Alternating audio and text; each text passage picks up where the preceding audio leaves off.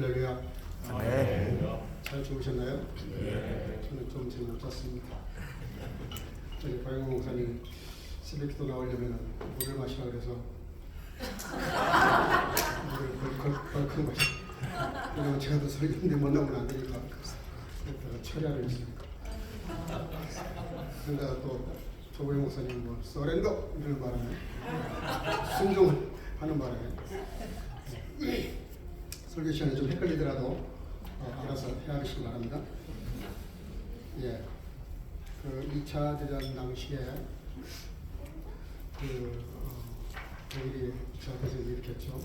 전쟁이 이렇게 활발하자 영국이 그 전쟁을 접수하고 선전포고를 하게 됩니다. 개전을 선언했는데 전쟁이 시작되기 전에 윈스턴 처칠이 윌리엄 템플에게 부탁을 합니다.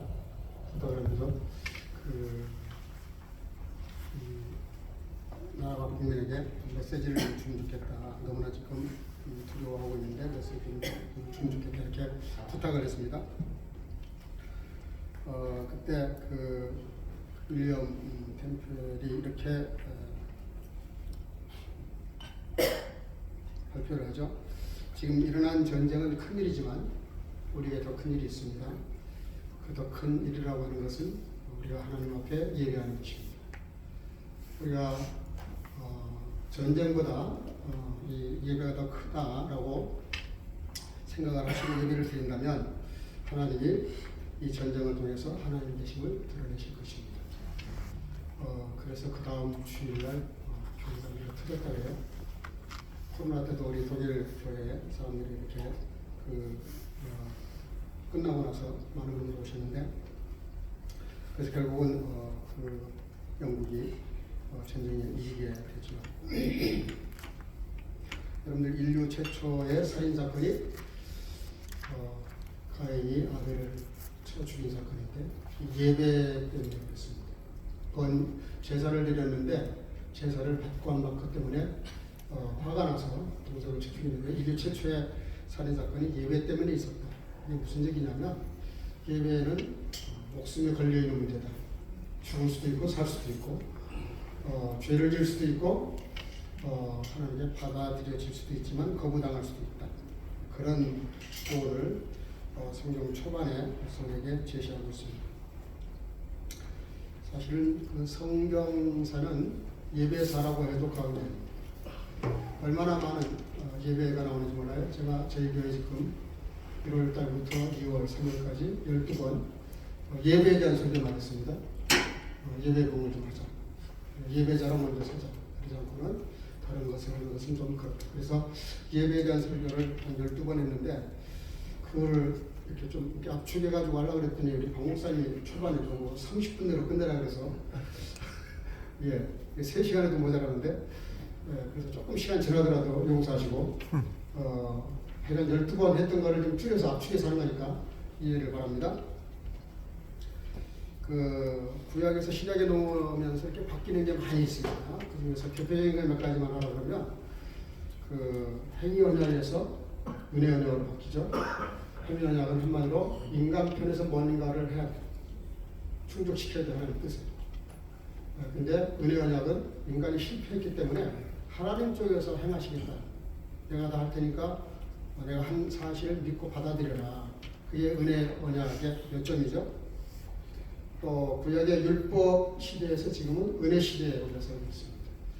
뭐 설명이 너무 길기 때문에 못하지만 율법 624가지 대표적인 법만 해도 624가지가 되는데 사실은 624가지 법이 간단한 것 같지만 여러분들 에덴 동산에 죄 없는 아담과 하와가 한 가지 법, 죄 없는 현장에서 그걸 못 지킵니다.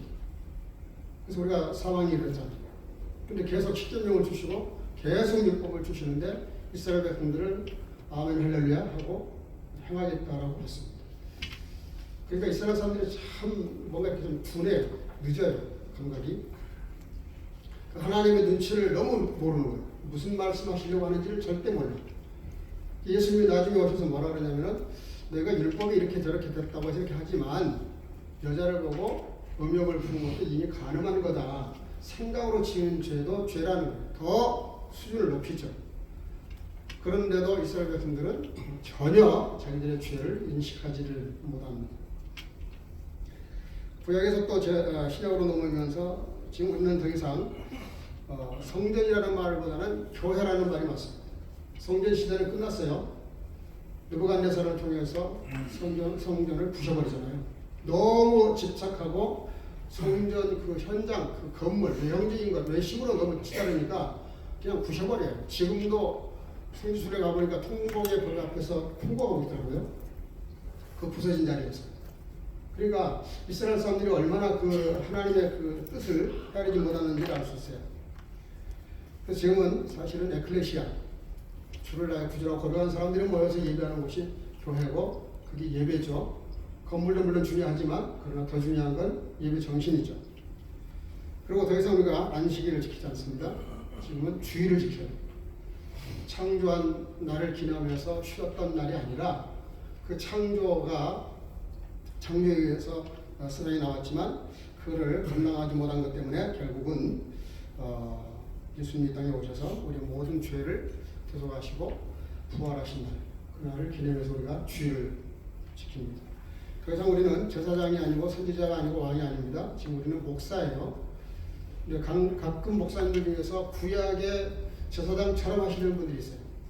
근데 신약에 지금 구약을 살고 계시는 건데 제사장은 사실은 인간을 대표해서 죄를 대속하기 위해서 일하셨던 분이라 그러면 목사는 거듭난 영혼들, 거듭나게 해서 복음을 전해서 그를 잘 양육하고 가르쳐서 서빙전에 말씀하는 대로 성도의 삶을 살게 하는 것이 목사인데 가장 중요한 것 중에 하나가 뭐냐면 우리가 더 이상 제사하지 않습니다. 지금 이제 예배를 드립니다. 오늘 그 부분이에요.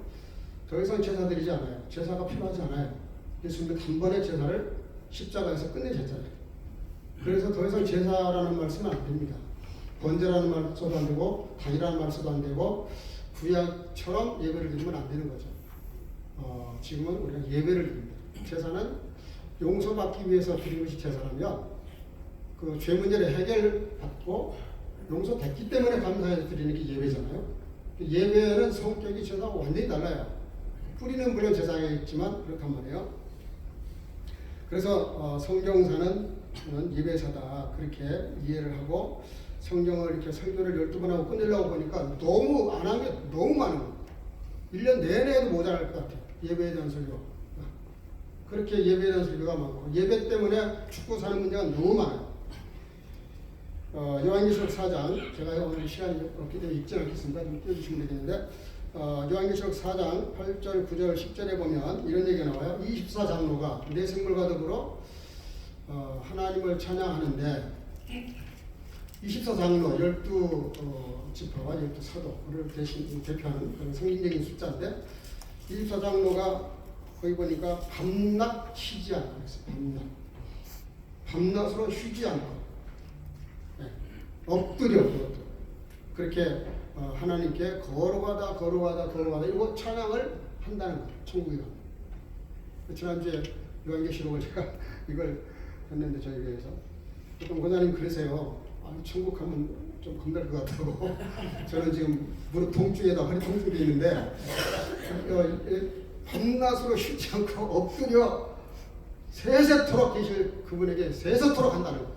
그러니 이게 얼마나 겁나는 얘기입니까? 인간적으로 이해하면 이거 참 미친 짓이죠. 사실은 어떻게 이게 감당하겠어요? 어떻게 24시간 밤낮 쉬지 않고 엎드려 하나님께 그것도 다른 말도 아니고 거룩하다. 그래서 권사님 되겠어요. 걱정하지 마시라고. 거기 가면 신용도 없어질 거니까 그 하나님의 입장에서 이해하지 사람 인간적으로 이해하면 이해가 안 되는 얘기니까 그냥 믿고 그래도 지옥 가는 것보다 낫지 않겠냐. 그랬더니 알겠다 그랬는데 여러분들 그러다가 뭐라 그러냐면은 그렇게 찬양하다가 면류관을 벗어서 그 앞에 던졌다 그랬어요. 예배라는 게 뭘까? 하나님을 찬양하는 건데 면류관을 벗어 던지는 거죠. 내가 좀 자랑스러워하는 것, 자신만만한 것, 내가 뭔가 내놓을 수 있는 것들을 내려놓는 자리가 예배의 자리란 말이에요. 우리가 성경에 보면 역설적 진리가 굉장히 많이 나옵니다. 오리를 가자면 신리라고 오른편뺨을 대면 왼편도 돌려대라. 그러면서 원수를 사랑하라. 그렇게 말씀하시는데 이게 전부 다 사실은 이해할 수 없는 말씀들이에요. 쉽게 우리가 읽지만 할 수 없는 일들입니다. 뭐 죽어야 산다, 잃어야 얻는다, 낮아져야 높아진다, 이런 엄청난 많은 역설적 진리가 있는데 극적인 역설이 뭐냐면 고통당하고 조롱당하고 그리고 멸시당하고 그리고 뺨을 맞고 가시관을 쓰고 양손에 못이 박히고 온 몸이 피투성이가 되는 모든 물방울 한 방울 남기지 않고 다 쏟아내는 그 십자가의 죽음, 비참하게 죽는 그 죽음이 어떻게 인간을 구원합니까? 인간적으로 생각하면 이거 미친 짓이고 이해가 안 되는 얘기입니다. 사실은 십자가 사건. 역설 중에서 가장 큰 역설이 뭐냐? 십자가의 죽음으로 인간을 구원한다는 것. 이게 사실은 인간적으로는 이해할 수 없는 일이고 우리는 받아들이기 참 힘든 얘기예요. 그러나 예수님은 그런 역설의 극치를 통해서 구원을 이루셨고 우리에게 구원을 허락하신 것이죠. 예배 그러면 가장 모범적인 것 중에 하나가 아브라함의 예배입니다. 창세기 22장 1절에 가서 보면 하나님께서 이상한 명령을 하십니다. 1절 2절에 보면 여기 내 아들 내 사랑하는 독자 이삭을 그냥 네 아들을 바쳐라 그러면 되잖아요. 굳이 내 아들 네가 사랑하는 얼마나 사랑했겠어요. 백세 얻은 아들이니까 독자 하나밖에 없는 독자 이스마엘도 있는데 독자라 그랬또 하나님은 인정 안 하시는 거예요. 인간적인 것들은 아무리 좀 냉정하지만 이상은 인정하시겠다는 거죠. 이렇게 갖다 번제를 드려라. 이게 번제로 드린다는 게 말이 안 돼요. 어떻게 번제를 드립니까 자기한테? 그거는 이렇게 드려야 될 이유보다 안 드릴 이유가 훨씬 많습니다. 여러분들 저는 그 예배는 하나님 시험지 앞에 서는 거라는 얘기입니다. 하나님 거기 아브라함이 뭐라 그래요? 하나님의 아브라함을 한번 따라합시다. 시험하시려고 테스트하려고 지금 부르신 거. 그리고 그 시험이 뭐냐? 내 사랑하는 독자 아들 이삭을 번제로 바쳐라. 근데 거기다가 또 내 멋대로 드리는 거 아니에요. 지정한 곳으로 가야 돼요. 모리아 땅으로 가서 내가 너에게 일러준 한산 거기서 번제를 드려. 그게 사흘길입니다. 그 사흘이라는 3일도 참 의미가 있어요. 어쨌든 그 예배는 내 멋대로 드리는 게 아니에요. 아무데나 드리면 안 돼요. 여기 지금 장소를 정했으면 정한 장소에 내려와야 되는 거예요. 네, 정한 장소. 또 3절에 보면 22장 3절에 보면 철저히 준비합니다. 새벽 아침 일찍 준비합니다. 그리고 이삭을 드리고 나무를 쪼개가지고 종들의 등에 지우고 거기 가도 나무 천질 텐데 굳이 뭐 집에서 그걸 또 나무를 쪼개가지고 등에 지고 그렇게 폼을 잡고 가냔 말이죠. 그리고 방해 요소를 제거하잖아요. 부인 사라와 의논하지 않습니다. 의논했다라면 분명히 이삭보다는 아브라함이 먼저 죽었을 것 같아요. 그 말도 안 되는 거죠. 그 백세만에 얻은 아들을 죽이겠다고 번제드리겠다는 어떤 부인이 그거를 이해하겠습니까? 절대 이해 못하죠. 그러니까 아예 의논도 하지 않고 심지어 모리아산에 제사를 번제드리기 전에 그 따라온 두 종도 산 밑에 두게 해요. 같이 따라 붙으면 분명히 못하게 할 거니까 아예 방해거리를 철저히 차단시킵니다. 그리고 믿음의 제사를 드립니다. 22장 5절, 7절, 8절에 보면 아들이 뼈 아픈 말 하잖아요. 다 준비를 해가는데 재물이 안 보여, 양이 안 보여. 재물 드릴 양은 어디 있습니까? 유명한 말을 하죠. 걱정하지 마라. 여호와께서 준비하실 것이다. 여기서 여호와이라는 말이 나왔습니다. 하나님이 준비하십니다. 여러분들 예배는 내가 준비하는 것 같아도요. 하나님이 준비하시는 겁니다. 내가 준비를 한다고 하니까 물론 우리는 철저히 해야 되지만 13절에 결정적인 말이 나와요. 이건 한번 읽어봤으면 좋겠습니다. 시작.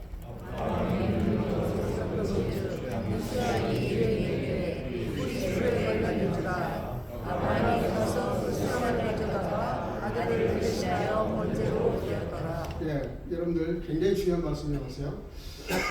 아들 이삭 대신에 양 한 마리가 뿔이 나무에 걸려가지고 그 양을 이삭 대신에 드렸다. 여러분 내 대신 주님이 죽으신 사건을 예언하고 있는 겁니다. 어린 양으로 오셨잖아요. 예수님.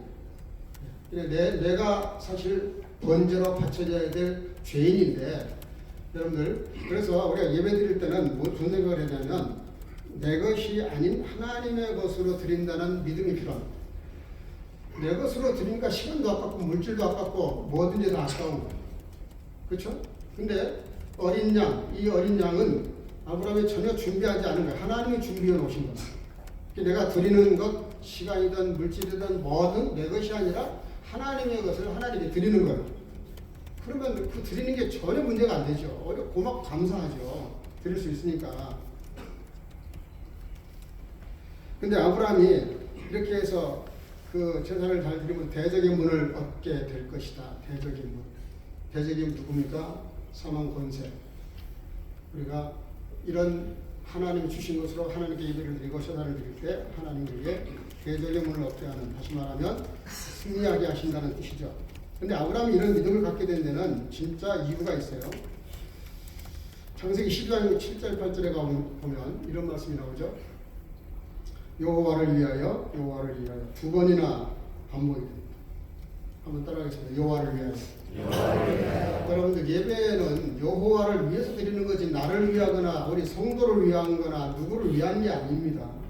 사람을 위한 게 아니에요. 예배는 하나님께 속한 겁니다. 하나님을 위해서 하나님에게 드리는 거예요. 내 것, 저 나를 위해서, 위로받기 위해서, 용기를 주기 위해서. 저도 목사지만 우리가 짓는 죄 중에 하나가 뭐냐면 우리는 내가 예배자가 되기 전에 예배 인도자예요. 나는 예배를 인도하는 사람이지 나는 예배에서 빠져 있을 때가 많아요. 제가 그런 걸 느끼고 너무 놀랐어요. 어느 날 보니까 내가 예배를 이렇게 인도하고 있고 뭔가 이렇게 유도하고 있고 뭔가 이렇게 목적을 가지고 하고 있는 거예요. 그게 아주 참 잘못된 겁니다. 예배 인도하는 나 목사 자신도 예배자가 돼서 예배를 드리는 마음으로 예배를 인도해야지. 우리는 예배를 이렇게 인도를 하기 때문에 한 번도 자기는 예배를 안 드려. 예배를 인도할 뿐이야.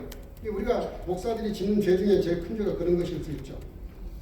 여러분들 아브라함에게 놀라운 축복을 약속하십니다. 너 큰 민족 창대한 이름 두비스도 재견자야. 네가 복의 뿌리가 될 거다. 네 자체가 복이다. 그렇게 선언하십니다. 그러니까 아브라함은 이에 여호와의 말씀을 쫓아갔다고 했어요. 그런데 롯은 아브라함을 쫓아갑니다. 그래서 아브라함은 그 하나님 말씀대로 쫓아갔던 거, 쫓아가다 보니까 거기가 가나안 땅이었어요. 이게 참 중요한데요. 우리는 가나안 땅을 설정해놓고 가려고 그래요. 이게 굉장히 뭐 비전이니 꿈이니 이런 말로 우리가 이렇게 호도하는데 그리스도는 조금 적당치 않는 말이에요. 말씀을 따라 순종하고 성실하게 살아갔더니 거기가 가나안 땅이에요. 그게 중요합니다. 그러니까 내가 어떤 목적을 걸어놓고가 아니라 말씀대로 순종을 했더니 목적은 하나님의 손에 있는 거예요. 나를 어떻게 쓰실지는 난 몰라. 그러나 말씀대로 순종했더니 가서 보니까 그게 가나안 땅이었어요. 근데 우리는 가나안 땅을 먼저 설정해놓고 온갖 수단 방법을 다 동원하니까 이제 너무 인간적으로 된단 말이에요. 너무 자기화되고 자기에게 집착하고 자기 꿈에 집착을 해요. 그러면서 요셉을 많이 팔아먹죠. 요셉이 언제 자기가 꾸고 싶어서 꿈꾼 적이 있어요? 하나님은 그게 꿈을 꾸게 하신 겁니다. 그래서 우리는 철저히 하나님 앞에 능동적인 것이 아니라 수동적이어야 돼요. 항상 겸손하게 그 앞에 복종을 해야 돼요. 근데 아브라함이 자기에게 나타나신 여호와를 위하여 예배를 드렸다. 번제를 드렸다. 여러분들 그 교회 와서 이렇게 설교 끝나는데 은혜 받았다는 말 하면 목사가 진짜 조심해야 됩니다. 그래서 설교를 어떻게 했길래 저 사람이 은혜를 받았는지가 중요해요. 그 성도들의 그 답답한 마음을 긁어주거나 또 억울한 마음을 풀어주거나 이렇게 해서 그 마음을 만족시킨 마음 때문에 은혜 받았다 그러면 뭔가 잘못된 거죠. 오늘 목사님 설교를 통해서 하나님의 영광을 받습니다. 이렇게 말하는 게 정상 아니겠어요?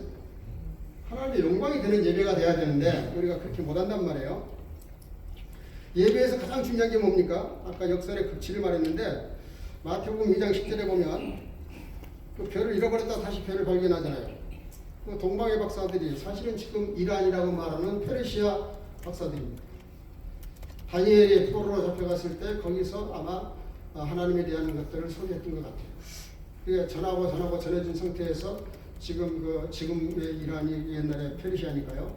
그 페르시아 고레스 왕 그 사람 이방인이고 하나님도 알지 못하는데 하나님이 내가 기름 부은 바 돼.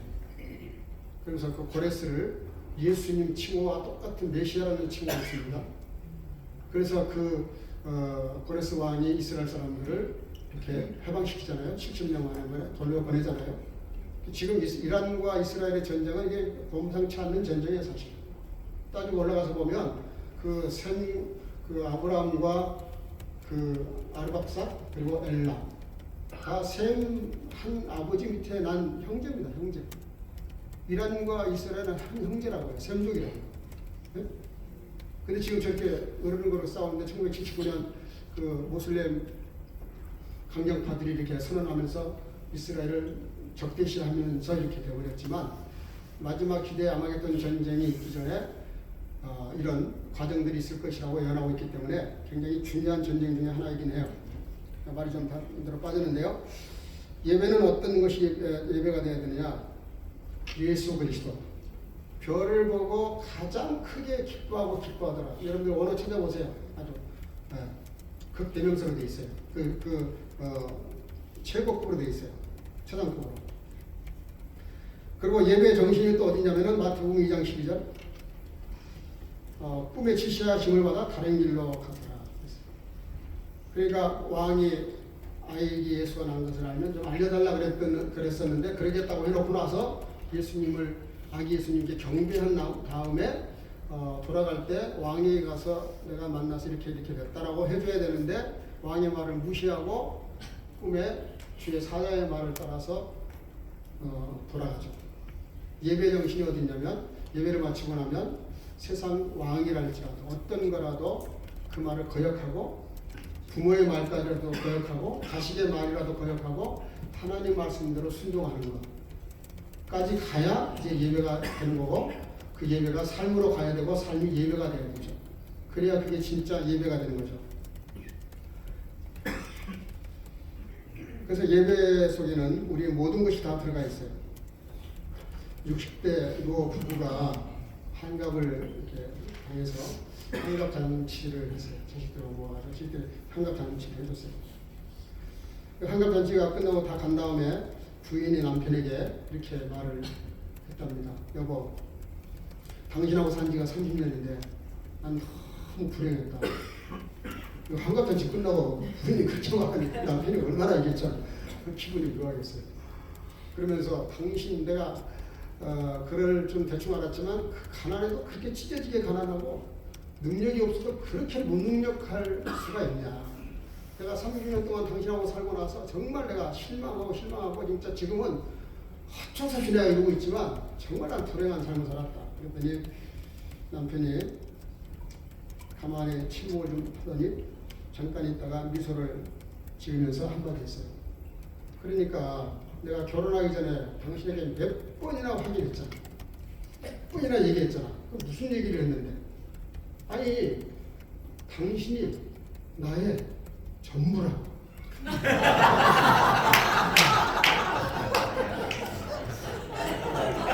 여러분들 이쪽에는 좋아요. 잠이 덜 깼습니다.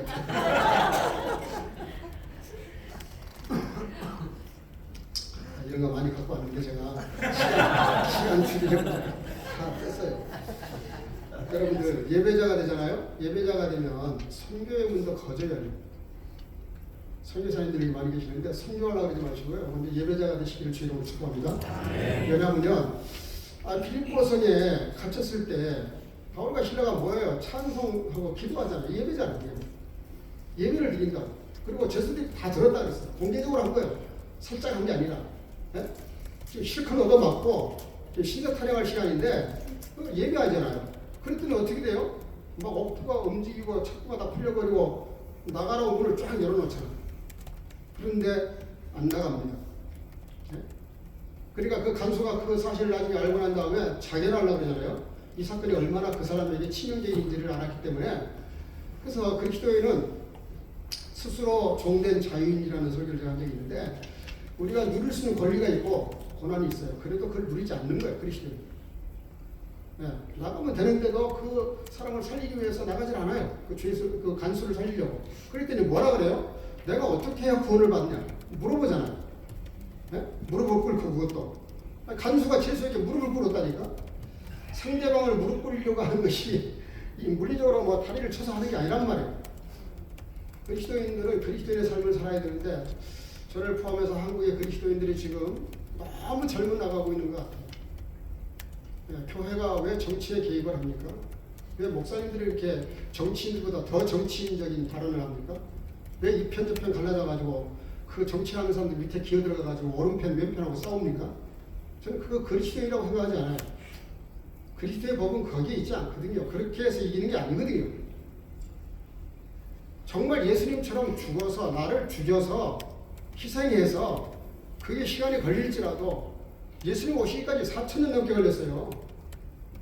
그래도 우리는 그리스도적 방법으로 문제를 풀어야 되는데 아니 정말 우리 동기들도 있지만 너무 한심한 거예요. 하나님의 진리가 그리스도의 법이 사랑의 법이 이것밖에 안 되나? 이게 진짜 복음을 깨달은 목사님들 맞나? 뭐 저도 잘못한 게 많으니까 가슴을 치면서 회개할 때가 많아요. 어떻게 그리스도인들이 이런 식으로 문제를 풀려고 할까? 아니 교회가 군중의 힘을 모아가지고 데모를 해가지고 문제를 풀겠다. 언제 예수님이 로마 폭정 앞에 데모하신 적이 있고 그렇게 뭉치라고 하신 적이 있고 구호를 외치라고 한 적이 있어요. 그게 교회가 할 짓입니까? 그게 목사들이 할 짓이에요? 죄송해요. 저를 놓고 하는 소리. 여러분들은 아니시지만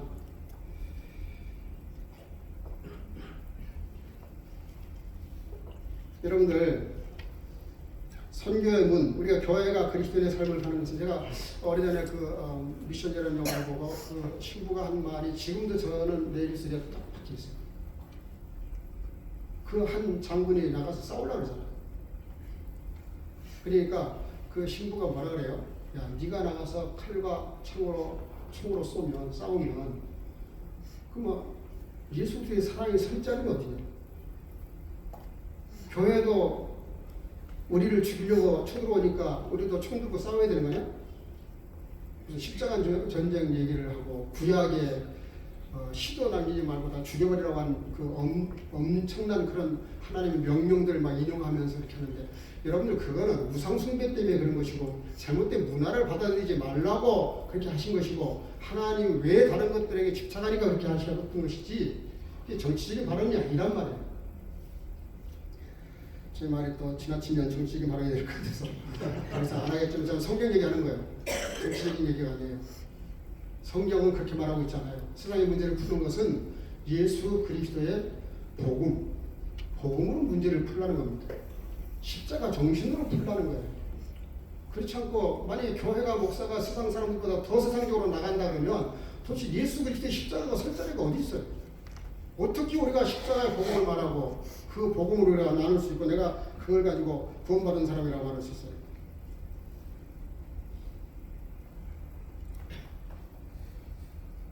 결국은 바울 사도가 그 간수에게 주에서 믿으라 그러면 너와 내 집이 구원을 얻을 것이다. 그래서 한 가정이 전도가 되고 빌보에 교회가 세워지게 되는 계기가 되죠. 여러분들 정말 여러분들이 선교사가 되고 싶고 전도자가 되고 싶으면 먼저 예배자가 되는 데 있습니다. 예배자가 돼야만 선교도 가능하고 그래야 그 선교가 진짜 선교지 우리가 너무 인위적인 방법을 동원한단 말이에요. 오늘 본문에 다인 얘기가 나오는데요. 오늘 6장 13절에 한번 읽어볼까요? 여호와의 백성이 여섯 걸음을 향해 다윗이 소와 자기 것으로 제사를 드리고 예배란 멈추는 것이다. 저는 그렇게 생각해요. 예배는 멈추는 것. 모든 것을 멈추는 것. 왜 6걸음을 걷고 멈추고 번제를 드리고 또 6걸음을 가다가 멈추고 또 번제를 드리고 성경은 그 사도의 설명이 나와 있잖아요. 그렇지만 6걸음 하니까 6일간 일하고 7일째 되는 날 쉬셨던 하나님의 그 안식일이 생각이 나는데 어쨌든 멈추는 거예요. 걷다가 6걸음을 걷다가 멈춰요. 멈추고 번제를 드렸어요. 이게 중요합니다. 예배는 멈추는 겁니다. 모든 인간적인 것들을 다 내려놓고 멈추고 그리고 하나님께 예배를 드리는 거죠. 그리고 두 번째는 14절인데요. 이것도 한번 읽어보겠습니다. 시작.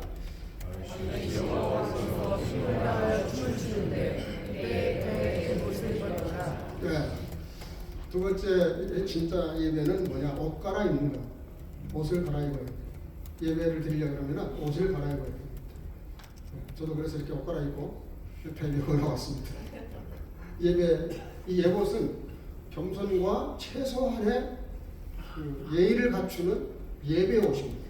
예배 드리기 위해서 옷을 다윗은 왕이에요. 왕. 용포를 벗고 왕인데 왕의 옷을 벗어버리고 예배 드리는 예배자의 모습으로 마음과 이 모습을 갖추기 위해서 예봇을 입었다는 거예요.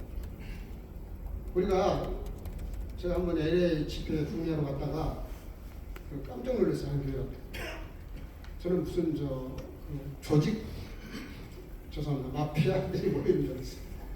완전히 까만 양복에 그 와이셔츠에 넥타이 메고 까만 양복 쫙 있는데 남성들이 그냥 쫙 몇백 명이 그러고 있어요. 그 내가 잘못한다 그랬거든요.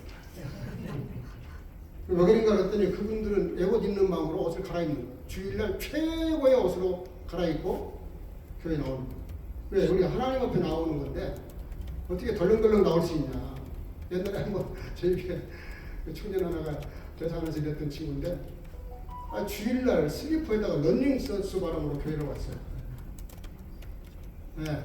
또 저는 성격이 직설적인 데가 있어가지고 저하다가 사람 있는 데서는 안 하고 밖으로 끌고 나가서 제가 한마디 했어요. 야, 너 임마 이 상사 앞에도 이렇게 나가냐? 너 출근할 때 이러고 나가? 내가 뭐 정장하고 뭐라는 말 안 하겠지. 막 교회 오면서 이게 뭐냐 도대체? 네? 나중에 시험 들어서 그래 떴어요. 그래도 할 말은 해야지.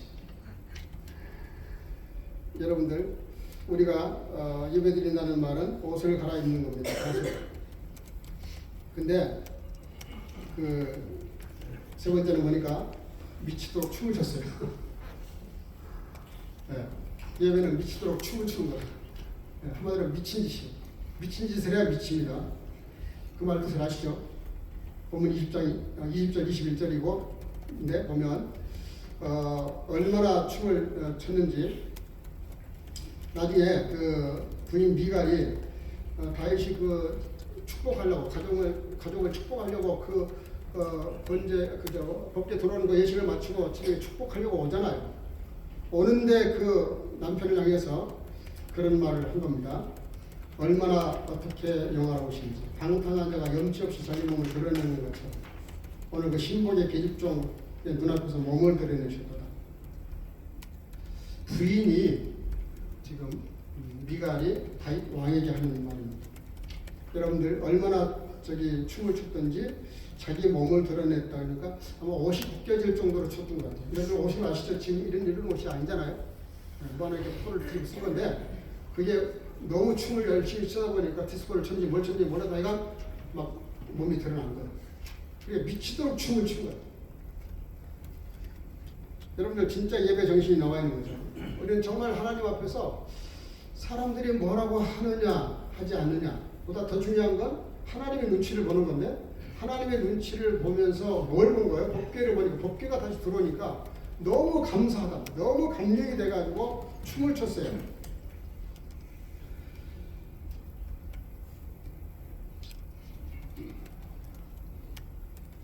다윗이 뭐라고 대답합니까? 한마디로 말해요. 이는 여호와 앞에서 한 것이다. 내가 너 보라고 한 것도 아니고 백성들 가라고 한 것도 아니고 내가 여호와 앞에서 한 거다. 여러분들 저와 여러분들의 예배가 하나님 앞에 예배가 되기를 주의 이름으로 축복합니다.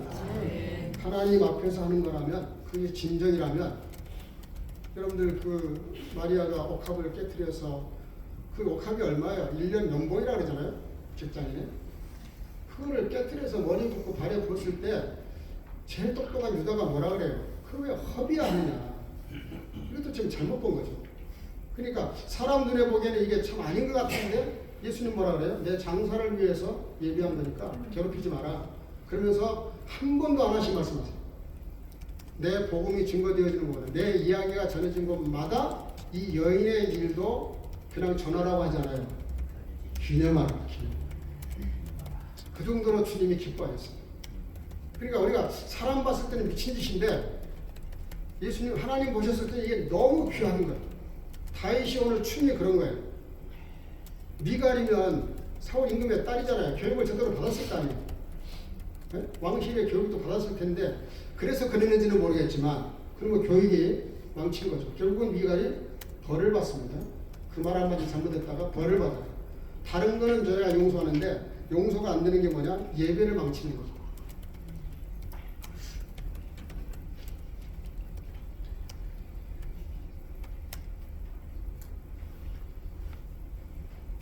예수님께서 이런 말씀하신 적이 있습니다. 요한복음 2장 19절인데요. 한번 읽어볼까요? 시작. 아니면 없나요? 없죠. 네. 예수께서 대답하여 이르시되 너희가 이 성전을 하려 내가 사흘 동안에 일으키리라. 바리새인들이 하도 거리적거리게 하니까 예수님께서 하신 말씀이에요. 성전을 하라. 그랬더니 야 이게 46년 동안 지은 성전인데 이걸 허는 것도 3일로 안 되지만 다시 3일 만에 이렇게 세운다니까 얼마나 황당한 얘기를 하신 겁니까? 근데 예수님은 자기 육체를 가리켜서 하신 말씀이에요. 십자가에서 자기를 깨뜨려서 부셔서 죽어서 그래서 구원을 이루실 것을 말씀하신 거예요. 그런데도 불구하고 이스라엘 사람들이 계속해서 성전을 집착하니까 하나님이 느부갓네살을 통해서 그렇게 성전을 부셔버린 이유가 그 보이는 것, 외식. 이 유대인들의 문제가 뭐죠? 보이는 것, 외식하는 것, 사람들에게 보이려고 하는 것. 예수님을 잡으려고 하다가도 사람이 없을 때는 잡으려고 하다가 사람이 나타나면은 슬쩍 안 그런 척. 우리가 저도 그렇지만 늘 우리가 너무 사람을 의식한다. 안 할 수가 없죠, 우리가. 의식해. 마지막으로 오늘 이 말씀하고 마치려고 하는데요. 요한복음 4장 이거 한번 좀 길지만 읽어보겠습니다. 다 같이 21절 시작. 예수께서 가라사대 여자여 너희 말을 들어라. 이스라엘에서도 말고 예루살렘에서도 말고 너희가 아버지의 예배할 때가 이르리라. 너희는 알지 못하는 것을 예배하고 우리는 아는 것을 예배하리니 이는 구원이 유대인에게서 나리라. 아버지께 참으로 예배하는 자들은 신령과 진정으로 예배할 때가 많으니 곧 이르라. 아버지께서 이렇게 저희에게 예배하는 자들을 찾으시느니라. 하나님은 영이시니 예배하는 자가 신령과 진정으로 예배할지니라. 우리가 주일날마다 예배할 때마다 하는 얘기입니다. 예배를 드릴 때 우리가 진정과 신령으로 예배하자 이렇게 말하죠.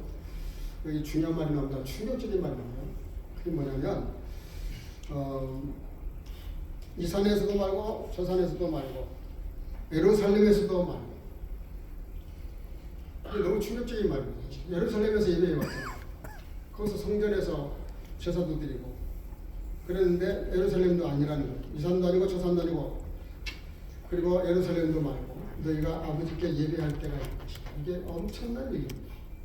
무슨 예배할 때가 이루어요. 지금까지 다 예배 드리고 제사 드리고 있는데 예배할 때가 온다는 거예요. 이 제사가 아니라 제사 드릴 때가 아니라 예배할 때가 온다. 제가 서두에 말했잖아요. 제사가 아니라 지금은 예배다. 근데 지금 예배 드리면서 제사처럼 드리는 분들이 있어요.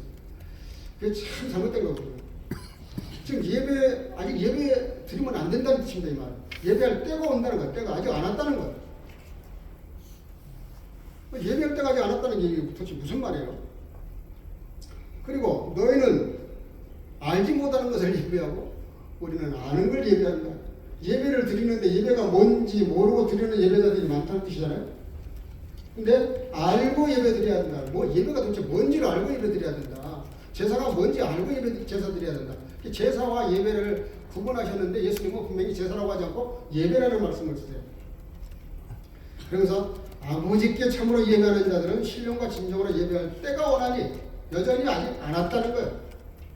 그럼 그 전까지는 예배가 아니라 하나님이 원하시고 예수님이 원하시는 것들이 아직 이루어지지 않았다는 뜻이잖아요. 그래서 이때라 아버지께서는 이렇게 자기에게 예배하는 자들을 찾으신다. 아버지께 예배할 때가 온다. 하나님이 아니라 아버지라는 말씀을 했습니다. 예수님이 십자가에서 죽으시고 부활 승천하심으로 예수님이 나 때문에 은혜 때문에 은혜를 베푸시려고 나 때문에 죽으신 행위 언약 우리가 행해야 될 것들을 우리가 한 가지 법을 죄 없는 변명에서 죄 없는 사람이 못 지켜서 타락하고 사망에 왔던 그 사건을 이어서 하나님이 이제는 624가지 율법을 뭐라고 하세요? 십자가에 돌아가시면서 다 이루었다. 그 율법이 요구하는 모든 것들을 다 하나님이 계획하셨던 그 구원 역사를 다 완성하셨다는 뜻입니다. 다 완성해야만 예배가 가능하다는 뜻입니다. 그러니까 우리가 예배 드리는 건 지금부터는 구약의 제사가 아니고 예수님이 저와 여러분들을 위해서 십자가에 죽으심으로 피 흘려서 죽으심으로 구원의 완성을 이루셨기 때문에 그 십자가의 도, 그 복음, 그거를 깨닫고 내가 주의 자녀인 것을 아는, 그래서 에클레시아, 주를 나의 구주라고 고백하는 사람들이 모인 곳이 교회이고 교회에서 드리는 게 예배라는 거예요. 그러니까 이 예배가 얼마나 중요한지 몰라. 그렇게 해서 뭐라 그래? 딱 집어서 말씀하시잖아요. 이렇게 예배하는 자를 찾으신다. 이게 무슨 뜻이냐면 이렇게 예배하는 자가 없다는 거예요. 별로 없다는 거예요. 찾는다는 말은 눈에 안 보인다는 뜻입니다. 안 보이니까 찾죠. 보이면 찾겠어요? 그러면서 성령과 진리, 성령과 진리로 예배합니다. 여러분들, 우리가 지금 누구 앞에서 예배하고 있는지, 나는 혹시 예배자인가, 예배 인도자인가, 사람을 위한 예배인가, 하나님을 위한 예배. 우리가 하나님을 위한 예배를 드리면 사람들이 위해집니다. 사람을 위해서 위주로 드리면 하나님이 안 기뻐하신다는 거예요. 그게 문제죠. 여러분들이 참 예배자가 되기를 주님으로 축복합니다. 저도 기도하겠습니다. 사랑과 충만하신 아버지, 그동안 중에 두서없이 말씀을 이렇게 주신 대로 말씀을 전했습니다. 아버지, 사람의 말 다 지하시고 주의 말씀만이 남아서 우리 모두가 다 같이 참 예배자가 될 수 있도록 축복해 주시옵소서.